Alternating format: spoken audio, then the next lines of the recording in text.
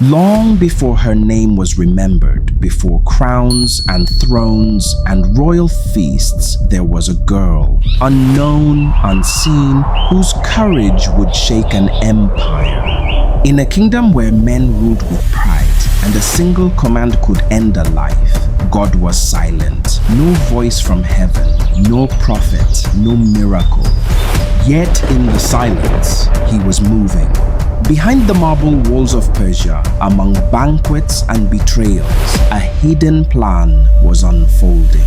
A young woman taken from a home would rise to wear a crown, not for glory, but for deliverance. This is her story. The orphan who became queen and the queen who saved her people. This is Esther. In the 3rd year of his reign, mighty King Xerxes ruled from India to Ethiopia, 127 provinces under his command. To show the greatness of his power, he held a feast for his nobles and princes, a banquet that lasted 180 days.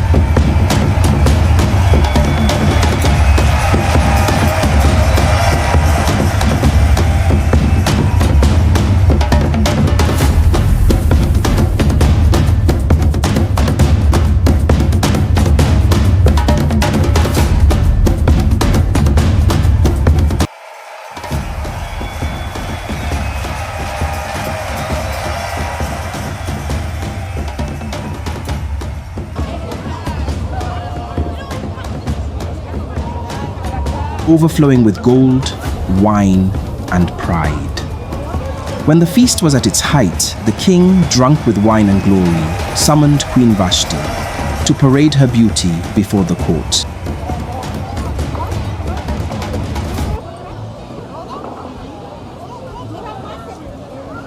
But Vashti refused, and the whole fell silent.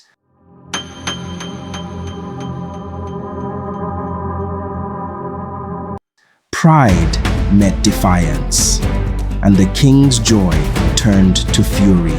If the queen disobeys, they said, all women will learn to scorn their husbands. Issue a decree that she may never appear before you again. And so it was written. Queen Vashti was banished, and the search began for a new queen to sit upon the Persian throne. In the city lived a Jew named Mordecai, descendant of the tribe of Benjamin, one of those carried from Jerusalem long ago. He raised his cousin Hadassah, whom the Persians called Esther, for she had neither father nor mother. She was fair and wise, and God's favor rested upon her.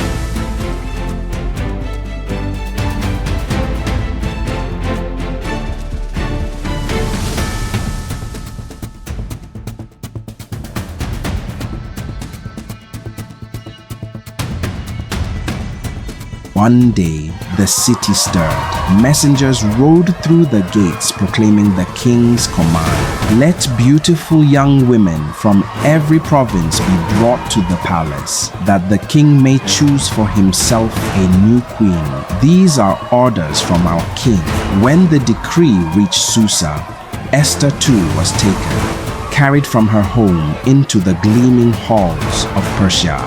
There, among countless others, she entered a world of perfumes and silks, gold and jewels, a world where beauty was prized above truth. Yet Esther asked for nothing. She sought no favor, demanded no luxury. She simply walked with grace, and wherever she went, the light of her kindness followed. The keeper of the women saw her humility and favored her above all others. He gave her the best quarters, the finest oils, yet she remained the same, gentle, grateful, and quiet.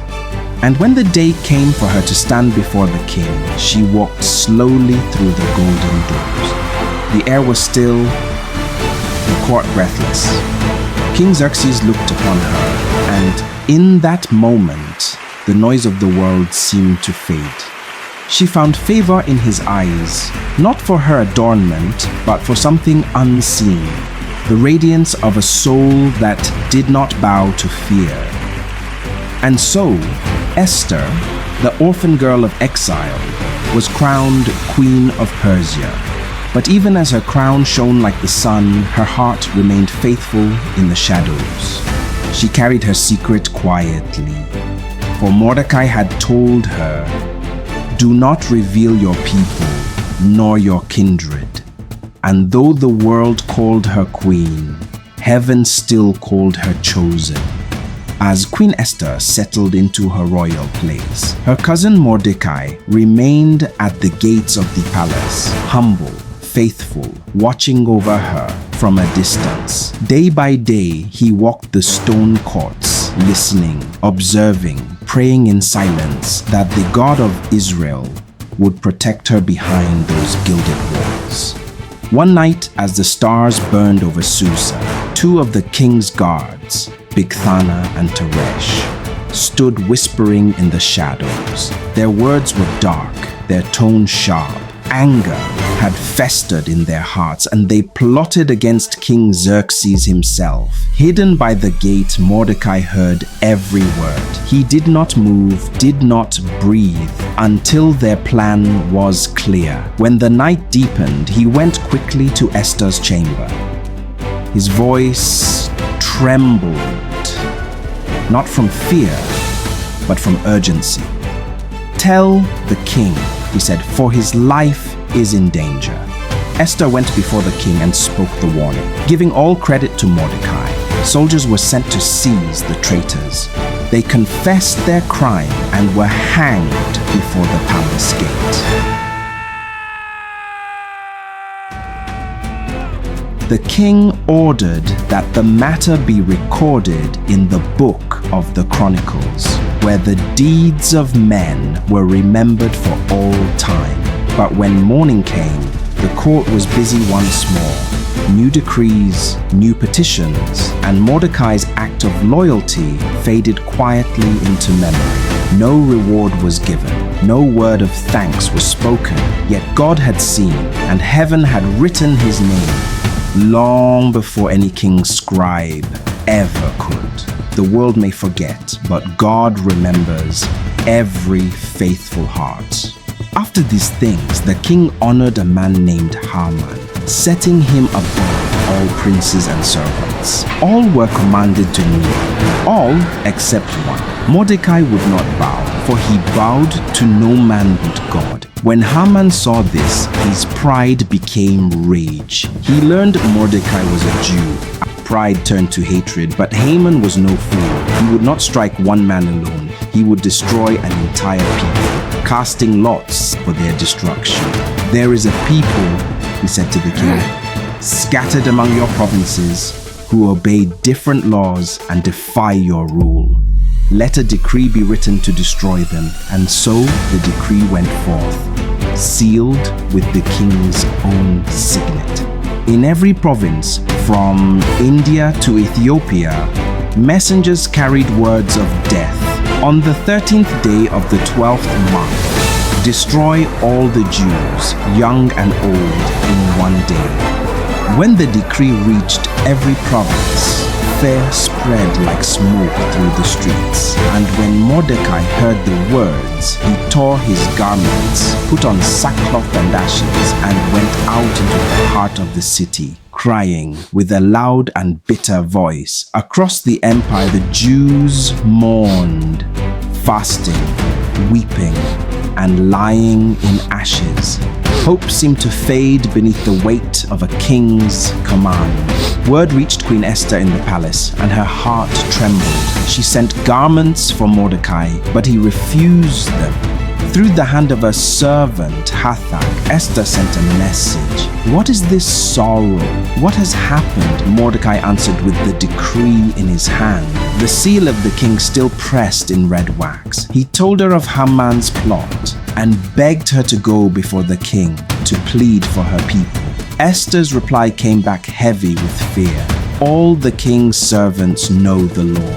Anyone who enters his presence unbidden must die." unless he holds out the golden scepter. I have not been called for 30 days. Then Mordecai sent this answer: Do not think that you will escape in the king's house any more than all the Jews. For if you remain silent at this time, deliverance will arise from another place. But you and your father's house will perish, and who knows whether you have come to the kingdom for such a time as this. Esther stood by the window, the city below in mourning, the weight of destiny upon her shoulders. At last, she whispered, Go. Gather all the Jews of Susa, fast for me, 3 days and nights. I and my maidens will fast also. Then I will go to the king, though it is against the law. And if I perish, I perish. For 3 days, the city of Susa was silent. The Jews fasted, they prayed, no bread was eaten, no water touched their lips. And in her chambers, Esther too knelt before her God. Her crown laid aside, her soul laid bare. When the 3rd day dawned, she rose, clothed herself in royal robes, and stood before the doors of the inner court. The law was clear. Whoever approached the king unbidden would be put to death unless the king held out the golden scepter. Esther stepped forward. 1, 2, 3 steps. The guards froze. King Xerxes sat upon his throne, surrounded by nobles and golden pillars. He lifted his eyes and saw her. In that fragile breath between life and death, the king extended the scepter. She touched its tip, and mercy fell upon her. What is it, Queen Esther? Said the king. What is your request? Even up to half my kingdom, it shall be granted you. If it pleases the king, she said, let the king and Haman come today to a banquet I have prepared. That day, Haman's heart swelled with pride. Even the queen, he boasted, invited no one but me to dine with the king. But when he saw Mordecai at the gate, his joy turned to rage. He went home to his wife and friends and said, all this means nothing to me as long as I see that Jew Mordecai sitting at the king's gate. Then build a gallows 50 cubits high, and in the morning ask the king to hang Mordecai upon it. And Haman was pleased and commanded that it be built. But that same night the king could not sleep. He called for the royal records to be read aloud, and the scribes unrolled the scrolls. It is written, the scribe said, that Mordecai, who sits at the king's gate, uncovered a plot to assassinate the king. What honor or reward has been given for this? Nothing has been done, they replied. Haman had come to ask for Mordecai's death, but before he could speak, the king asked him, what should be done for the man the king delights to honor?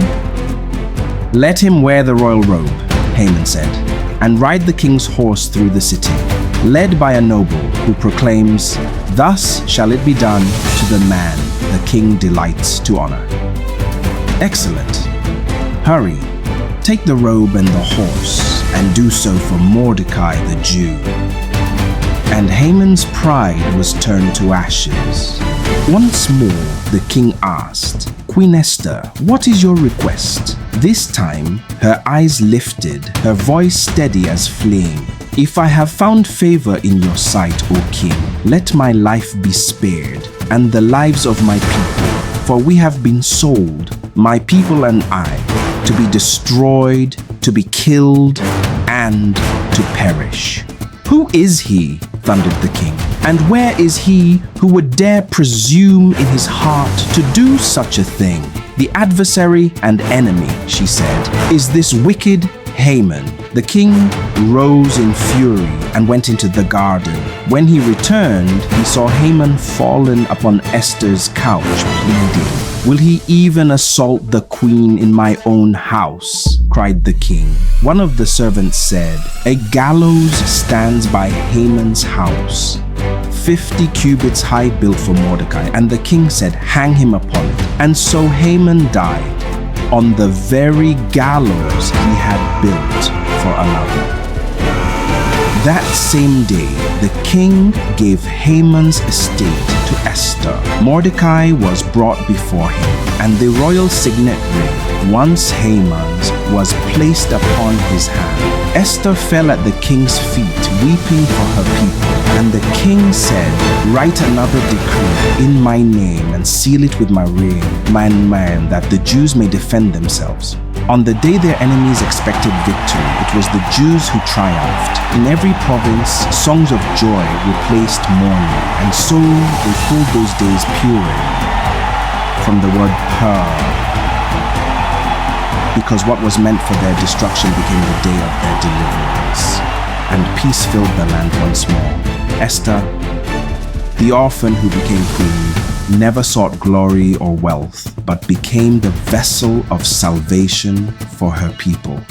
Mordecai was raised in honor, second only to the king, beloved by all who sought the welfare of their nation. And though God's name was never spoken in this story, his hand was everywhere.